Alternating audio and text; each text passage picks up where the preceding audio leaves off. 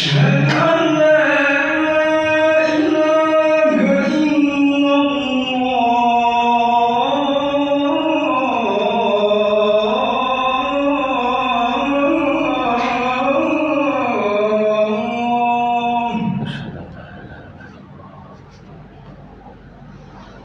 أشهد أن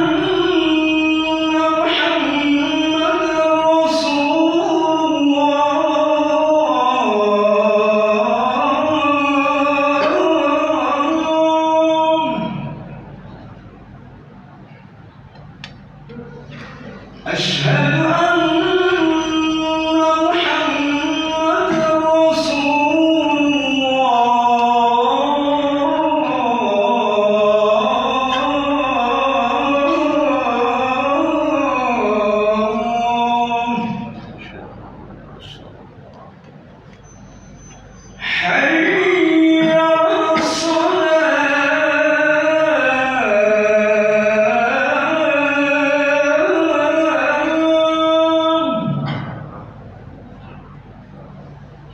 حي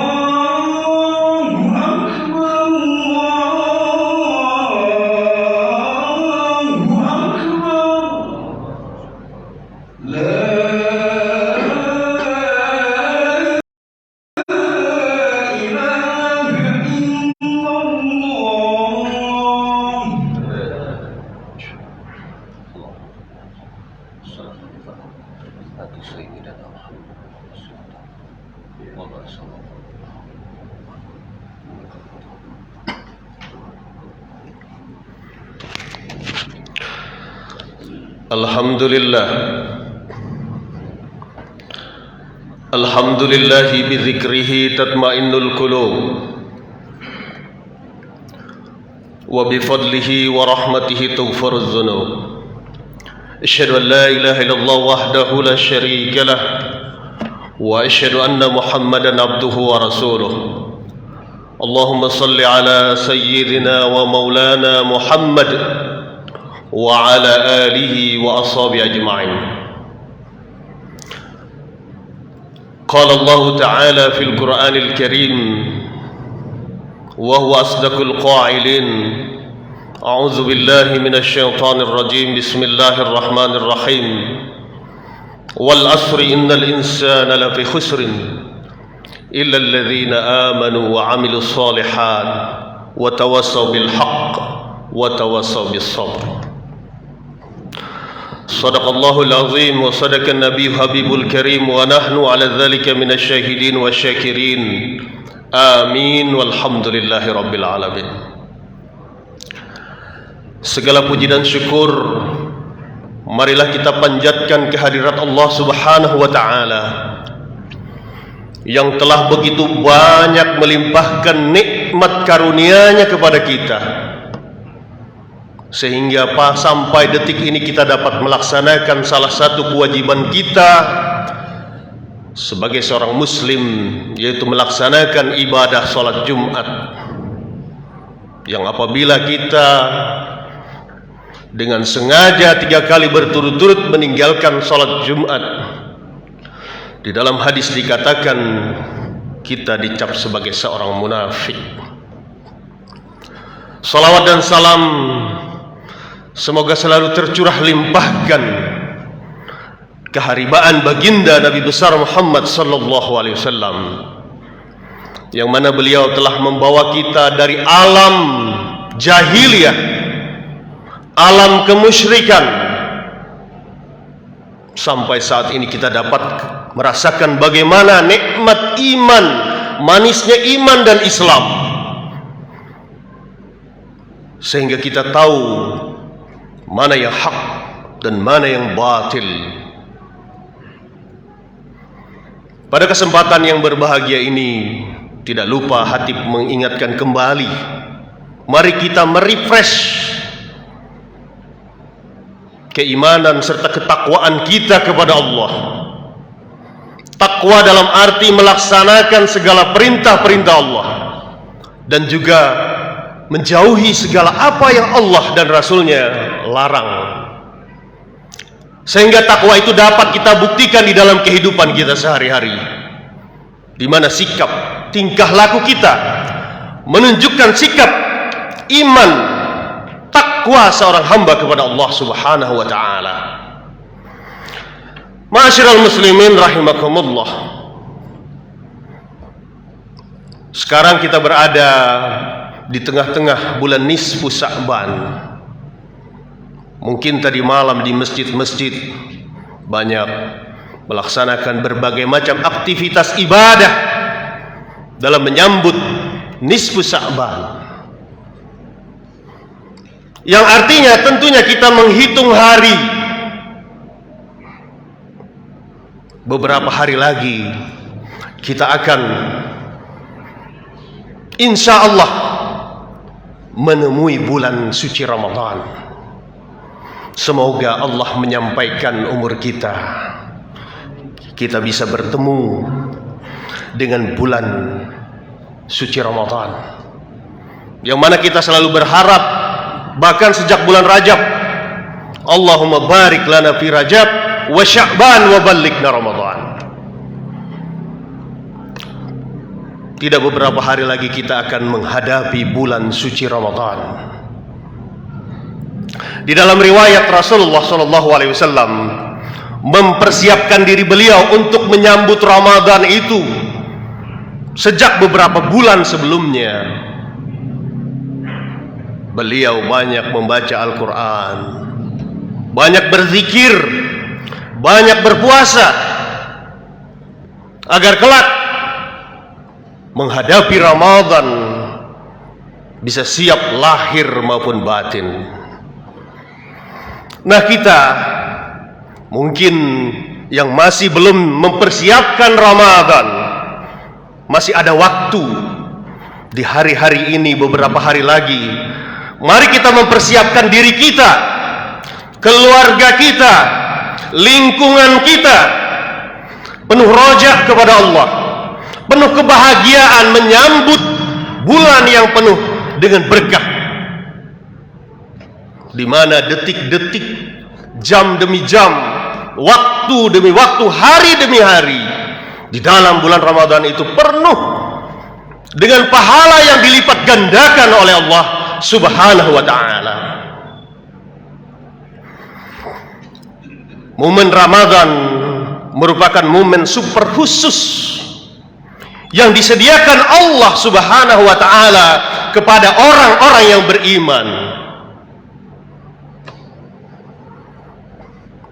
dan terkhusus kepada umat baginda Rasulullah SAW.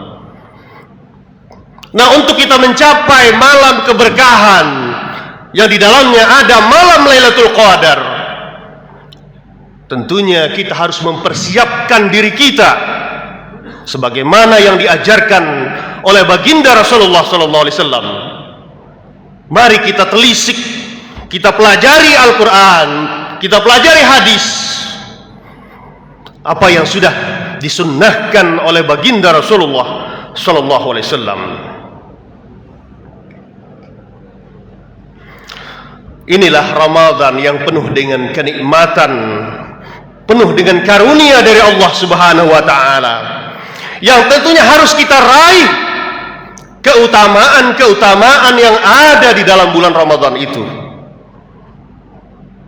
Mari kita mempersiapkan diri kita, keluarga kita, lingkungan kita untuk menghidupkan siang dan malam bulan Ramadan. Jangan sampai Ramadan berlalu begitu saja, tanpa makna, tanpa arti. Ramadan berlalu tanpa arti dan tanpa makna apa-apa. Di dalam sebuah riwayat, Jibril datang kepada Rasulullah sallallahu alaihi wasallam. Jibril bertanya, "Ya Muhammad,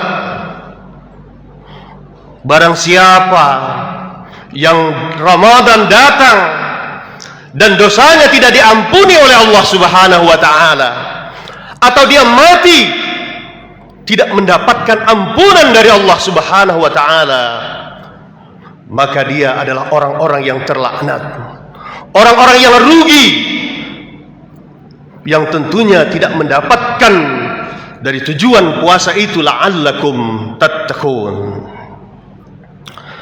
Ma'asyiral muslimin rahimakumullah, kalau kita telisik di awal-awal surah Al-Baqarah dari ayat 1 sampai ayat 30, Allah mengingatkan kepada kita bahwa manusia itu terbagi kepada beberapa macam manusia. Yang pertama, manusia mukmin.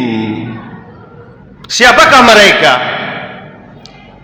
Orang-orang yang beriman, yakin, percaya bahwa Tuhannya Allah, kemudian melaksanakan segala perintah-perintah Allah dan menjauhi segala larangan-larangannya.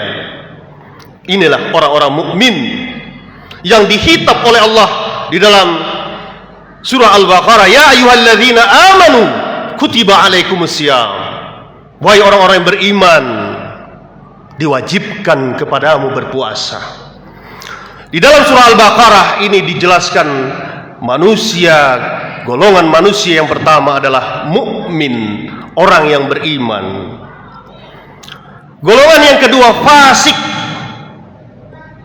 Siapakah mereka? Fasik ini adalah orang yang mengaku beragama Islam tapi tidak melaksanakan rukun Islam, tidak melaksanakan rukun iman. Mengaku Islam, tidak sholat, tidak puasa, tidak zakat, tidak haji. Islam hanya KTP. Inilah orang-orang fasik. Yang ketiga, di dalam surah Al-Baqarah awal-awal surah 1 sampai 30 Allah menceritakan golongan manusia yang ketiga adalah al-munafiqun, orang-orang yang munafik. Siapakah orang-orang munafik ini? Orang munafik adalah orang yang mengaku beragama Islam, berpenampilan Islam,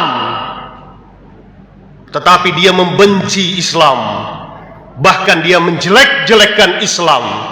Apa yang ada di dalam hatinya, apa yang diungkapkan dengan kata-kata tidak sesuai.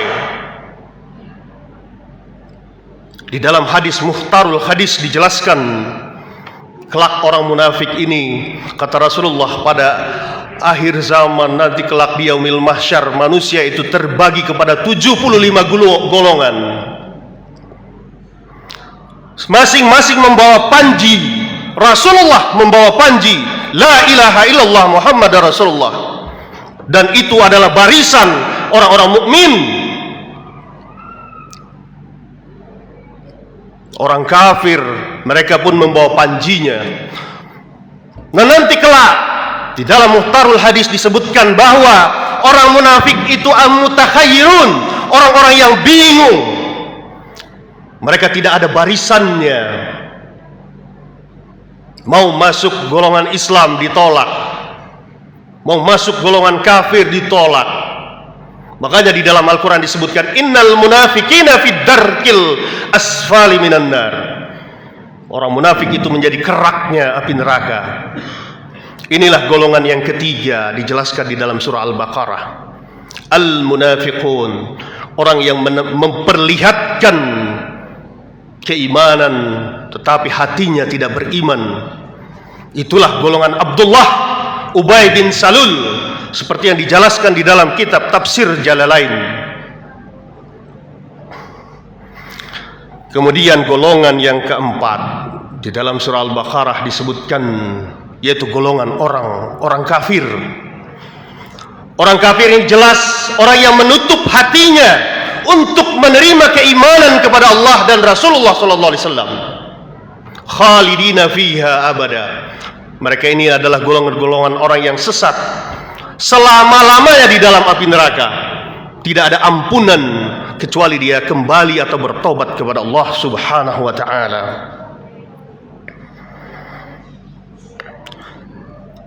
Ma'asyiral muslimin rahimakumullah.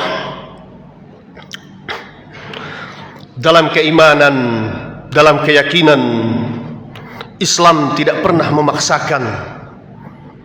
Di dalam Quran surah Al-Baqarah ayat 256 Allah menegaskan, la ikraha fid din, qad tabayyana ar-rusydu minal ghayy. Tidak ada paksaan dalam Islam. Qad tabayyana ar-rusydu minal ghayy. Sungguh jelas jalan yang lurus, jalan hidayah, yaitu jalan yang berdasarkan Al-Quran dan Sunnah Rasulullah sallallahu alaihi wasallam, wal ghayy, dan jalan kesesatan, jalan setan. Dalam kehidupan ini kita tidak ada paksaan. Mau berimankah kita? Mau fasikkah kita? Mau munafikkah kita? Ataukah kita mau kafir pun? Di dalam sebuah riwayat, Jibril datang kepada Rasulullah sallallahu alaihi wasallam. Jibril menjelaskan, menegaskan kepada baginda Rasulullah sallallahu alaihi wasallam, dan ini ibrah buat kita sebagai umat baginda Rasulullah sallallahu alaihi wasallam. Kata Jibril, ish ma syi'ta fa innaka mayyitun. Hiduplah sesuka hatimu, tapi ingat, akhir daripada kehidupanmu itu adalah kematian.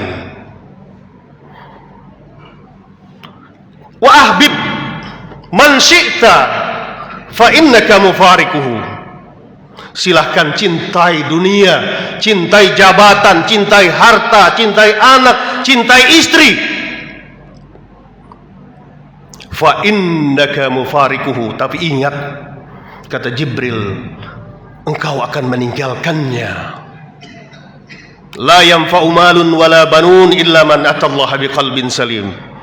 Tidak ada yang kamu bawa menghadap Allah kecuali keimanan dan ketakwaan kepada Allah Subhanahu wa taala. Ramadan datang sebagai ujian keimanan kita. Akan naik kelaskah kita?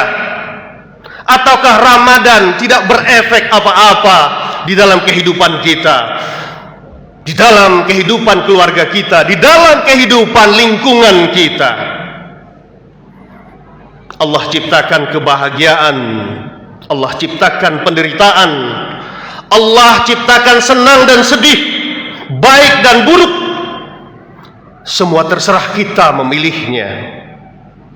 Namun di balik pilihan itu ada konsekuensi, tanggung jawab dari apa yang kita kerjakan. Karena kita sebagai khalifah, sebagai manusia yang beradab, yang Allah anugerahkan akal pikiran yang bisa membedakan antara hak dan yang batil. Di dalam Al-Quran dijelaskan orang-orang kafir itu minta kepada Allah, ya laitani kuntu turaba. Ya Allah, jadikanlah saya tanah. Seperti binatang-binatang itu ketika mereka menzalimi saudaranya, mengadu kepada Allah, kemudian kata Allah balas. Setelah binatang itu membalas, ya laitani kuntu turaba, binatang itu jadi tanah, jadi debu. Nah, ketika itu orang kafir di dalam Al-Quran dijelaskan, ya laitani kuntu turaba. Ya Allah, jadikanlah saya seperti binatang itu ya Allah, mati jadi tanah. Allah jawab, hayhata hayhata lima tu'adun. Tidak. Ada tanggung jawab kamu sebagai khalifah Allah di muka bumi ini. Kita sebagai manusia, siapapun kita, mukminkah kita, fasikkah kita, Munafikkah kita? Kafirkah kita? Kata Allah di dalam surah Al-Ankabut ayat 2, ahasiban nas ayyutraku ayyakulu amanna wahum la yuftanun. Jangan kamu kira, kata Allah, hai orang yang beriman, lebih-lebih orang fasik, munafik, kafir, jangan kamu kira, ahasiban nas, jangan kamu kira bahwa kamu tidak diuji oleh Allah.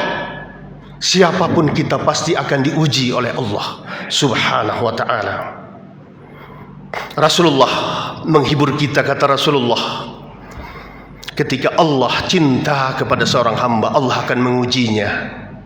Kita sebagai orang yang beriman, tentunya ketika kita diuji oleh Allah, kita sikapi bahwa itu adalah ujian agar kita naik kelas, agar kita lebih baik ke depan, agar hidup kita bahagia, baik dunia maupun akhirat.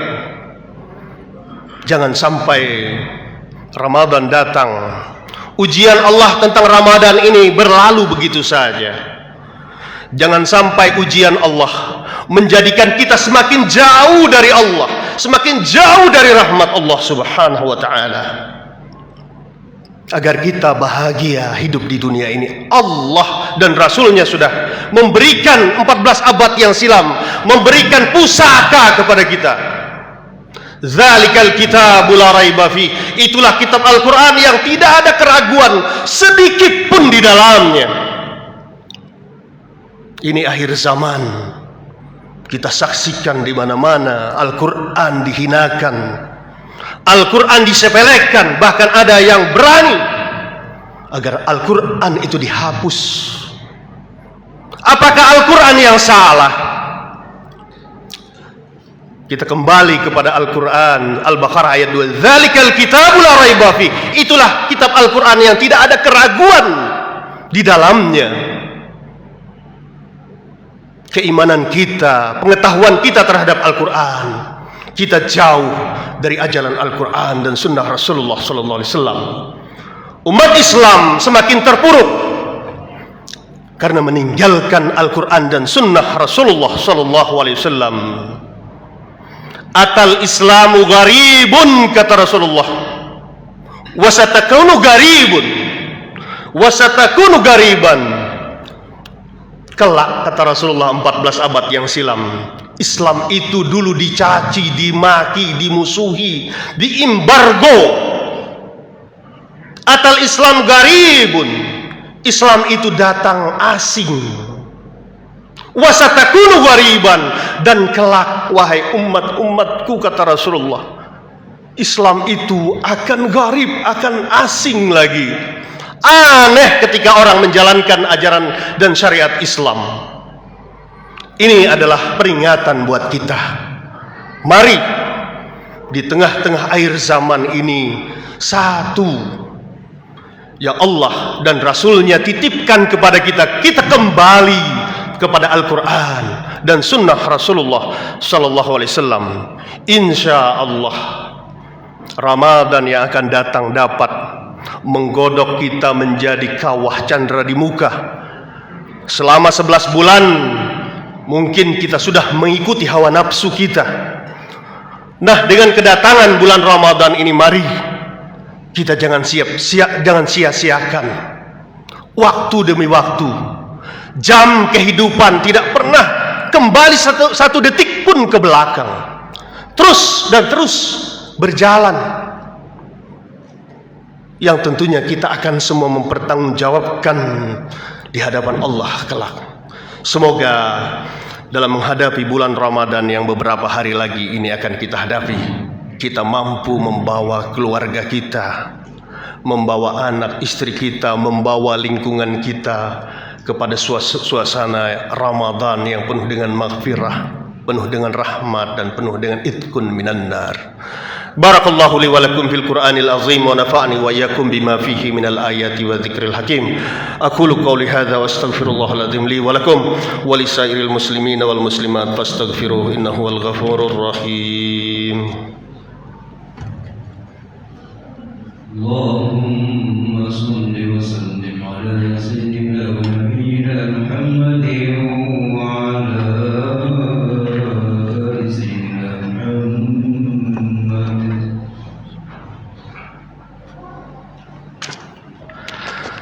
الحمد لله حمدا كما أمر أشهد أن لا إله إلا الله وحده لا شريك له إرغاما لمن جهد به وكفر أشهد أن سيدنا محمدا عبده ورسوله سيد الخلائق والبشر اللهم صل وسلم على سيدنا محمد وعلى آله وصحبه ما اتصلت عين بالنظر وأذن بخبر فيا أيها الناس اتقوا الله وذروا فوالهسم ما ظهر منها وما بطن وحافظوا على الطاعة وحضور الجمعة والجماعات واعلموا أن الله أمركم بأمر بدأ فيه بنفسه وثنى بملائكة المسبحات بقدسه فقال تعالى ولم يزل قائلا أليما إن الله وملائكته يصلون على النبي يا أيها الذين آمنوا صلوا عليه وسلموا تسليما اللهم صل على سيدنا محمد وعلى آل سيدنا محمد كما صليت على سيدنا إبراهيم وعلى آل سيدنا إبراهيم في العالمين إنك حميد مجيد